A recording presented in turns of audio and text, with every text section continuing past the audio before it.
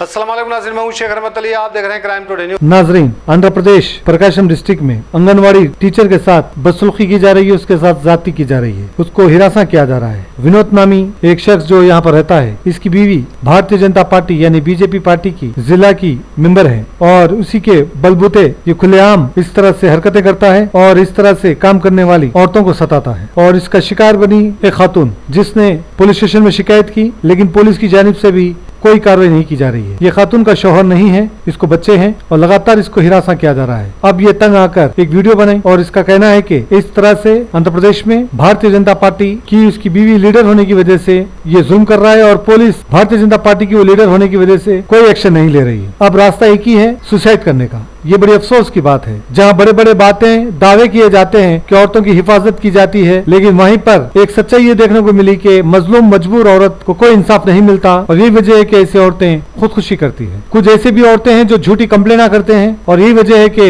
ऐसे लोगों का सपोर्ट पुलिस करती है, लेकिन यहाँ पर मजबूर मजलूम गरीब औरत का कोई सहारा नहीं है। ये बड़ी अफसोस की बात है। फौरन इस पर तवज्जो देने की जरूरत है और ऐसे जो शिकार बनते हैं खातून, या फिर इनको ये समझ में आता है कि हमारी कोई सुनने वाला नहीं है, ऐसी बात नहीं है। हमारा कानून पे हमको भरोसा रखने की जरूरत है। चंद पुलिस वाले होते हैं जो इस तरह से अपनी जिम्मेदारी को नहीं निभाते, लेकिन सारा डिपार्टमेंट वैसा नहीं होता। और खुदकुशी करना, चाहे वो कोई भी वजह हो, ये ठीक बात नहीं है और कोई मसले का हल भी नहीं होता। खुदकुशी बुज़दिल क्या करते हैं। हमें सामना करने की जरूरत है, हालात का सामना करने की हमें जरूरत है। अगर आप सच्चाई पे है तो यकीनन आपकी जीत होगी और आपकी कामयाबी होगी। जो सच्चाई भी होते हैं उनको थोड़ा वक्त होता है, लेकिन वो कामयाब होते हैं। लेकिन इस तरह से खुदकुशी करना ये ठीक बात नहीं। बहरहाल कोई भी ये खातून कदम उठाने से पहले पुलिस की जिम्मेदारी है कि फौरन कार्रवाई करे और विनोद नामी शख्स को गिरफ्तार करे, ताकि और औरतें भी महफूज हो जाएं। मैं शेख रहमत Ali, crime today news, Hyderabad. పేరు చల్లా పార్వతి సార్. నేను రాచల్ల గ్రామానికి చెందిన అంగన్వాడీ స్కూల్లో పనిచేస్తున్నాను. అయితే నాకు ఇద్దరు పిల్లలు.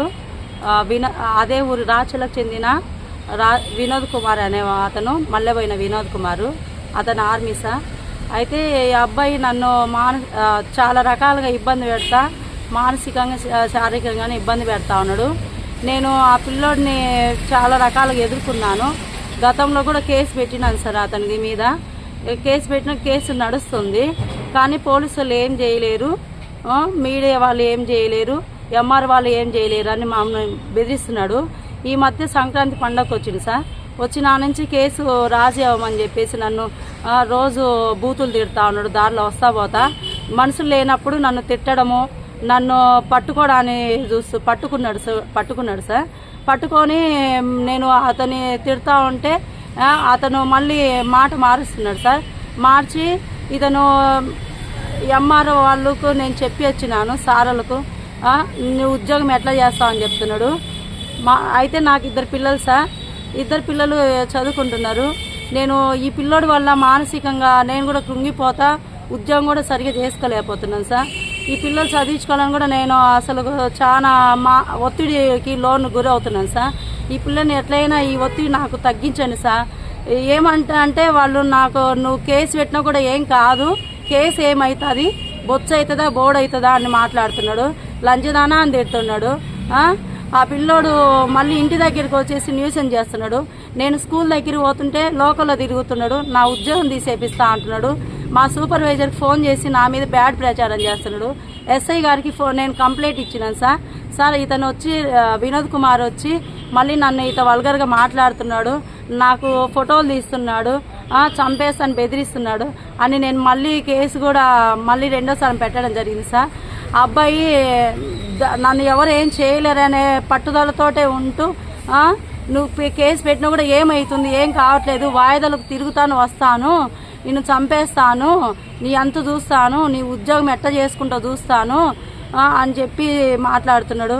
నేను ఈ విషయం ఎంఆర్ఓ గారికి చెప్పినాను, ఎండిఓ గారికి చెప్పినాను, ఎస్ఐ గారికి చెప్పినాను, ఊళ్ళో పెద్ద మనుషులు, కొంతమంది పెద్ద మనుషులు చెప్పినాను, మా అమ్మకు కూడా చెప్పినాను సార్. అతని వల్ల నాకు మానసిక పరిస్థితి ఇబ్బంది అవుతుంది. అయితే అతని వల్ల నాకు ప్రాణహాని కూడా ఉంది సార్.